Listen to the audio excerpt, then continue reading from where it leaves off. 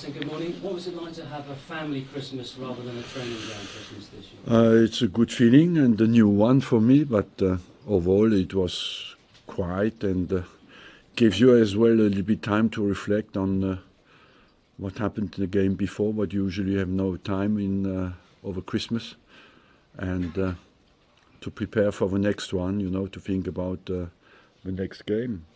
The next one is Crystal Palace away, of course. Who won't be playing in that one? What's your team news?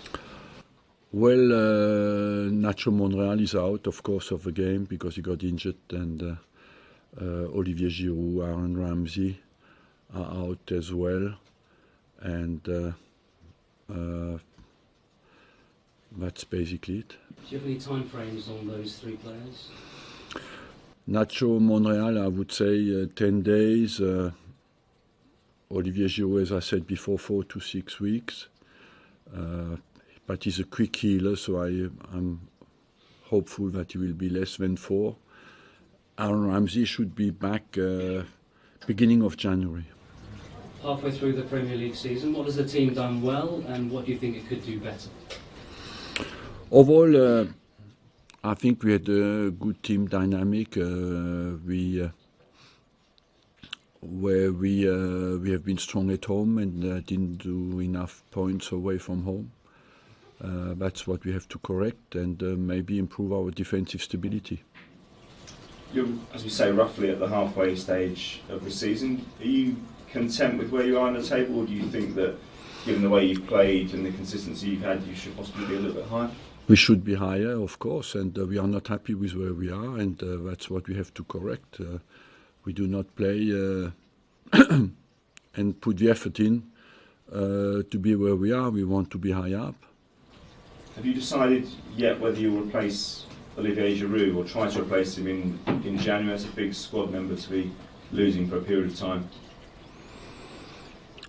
No, Olivier Giroud will. I think he will be back beginning of January. Beginning of January? What you said, 4 to 6 weeks? Yes, but 4 weeks, the incident happened 10th or 15th of January, so 10th of December, so 10th of January, 15th of January should be back. More generally, do you expect to be busy in the January transfer window? We're days away from it starting now. Do you think there'll be any value out of it? I will be busy, yes, because first of all, you have clubs who call you to get players on loan or to buy your players, and as well I'm open-minded on any possibility to strengthen our team. What's the latest with Alexis Sanchez? Some reports are saying that you're confident he'll sign a new contract, others are saying that you may cash in on him. Have your thoughts changed at all in the last couple of weeks as we approach the window? No. Honestly, no. We have not been approached by anybody anyway, and I just stick to what I said before. Jose Mourinho said yesterday that £300 million isn't enough to win the Premier League. How much is enough? I mean, can you see where he's coming from? He's talking about Manchester City spending what you can spend on a striker on their fullbacks. Look, I've been in that position for 21 years, so I will not start to complain now. I'd always run a team, at least sometimes 4 who were richer than I was, or 3 teams who were richer than I was. So I learned to cope with that and to deal with that. I think what is most important is that you deal with your own situation as well as you can. And yes, we have Man City is richer than us. Yes, Chelsea is richer than us. Yes, Man United is richer than us. But I still believe we have to find a way to be successful. What's the latest on Jack Wilshere? Do you still expect him to be offered a new contract? Is it something you want to keep? We will sit down with him, yes. And that's it, just going to sit down with him? I mean, do you expect him, what's your feeling there? Do you think he'll stay? I believe that if we can meet a point of agreement financially, he will want to stay. Sam Allardyce said yesterday that Olivier Giroud didn't join Everton because of his wife. Was that not wanting to move north? Was that your understanding? No, I don't think so, because he could have joined Everton, and stayed basically in London. I don't think that was a problem.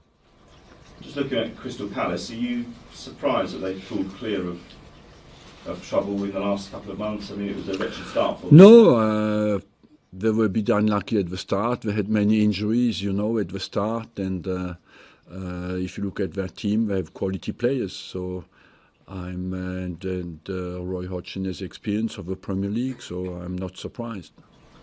Do you believe that he's in the process of repairing his reputation after what happened with England? I mean, it wasn't a nice way for him to end, was it? Look, for me, the reputation of Roy Hodgson was, the opinion I had of him was as high as it is now. You know, it can happen that you have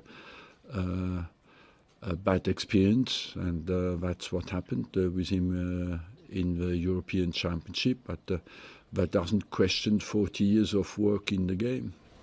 Just finally, 2018 New Year's resolutions, what would you like your players to stop doing?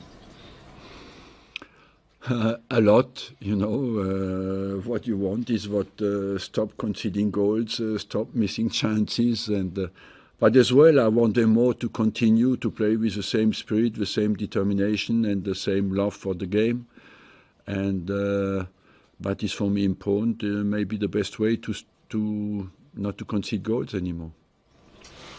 Arsene, excuse me, Harry Kane's achievement in the calendar year, are you surprised just by the sheer volume of goals? Did you think that was possible to score that number in a year?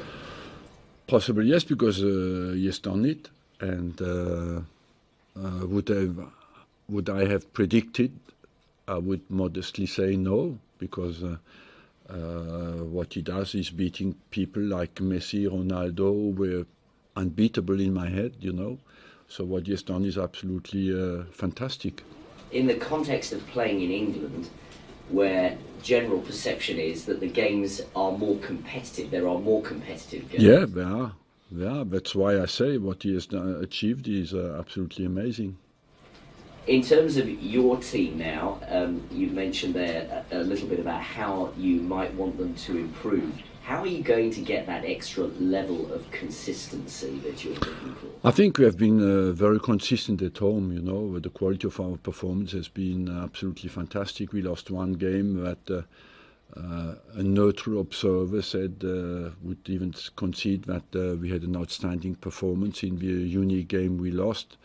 And so overall, I believe that the consistency is not a question.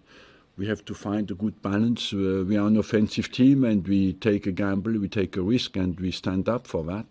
But we have maybe to find a better balance between offensive and defensive efficiency. And a game at Crystal Palace, in a way, is the perfect test of that away resilience, because in the past you've had one or two times you've come unstuck there. Yes, we had as well very positive results at Crystal Palace. I think over the years we won many times at Crystal Palace. And in terms of the concentration, a lot of the pundits, I'm sure, you don't necessarily hang on their every word, but talk a lot about... That's a good resolution.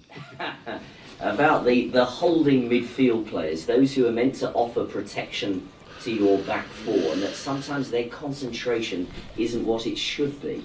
How do you answer that? Well, you know, they analyze the games, and I don't dispute that sometimes they have a point, you know, but as I told you, that happens to many teams. When the team goes forward, sometimes we have always a high number of players in front of the ball. Basically, if you look at the league, you can analyze that in that way. If you take team after team, how many players are in front of the ball when you attack, you know? And we are one of the teams in the league who has the most players in front of the ball when we attack. That means, as you say, that for us to get back quickly, to defend quickly in transition is absolutely vital.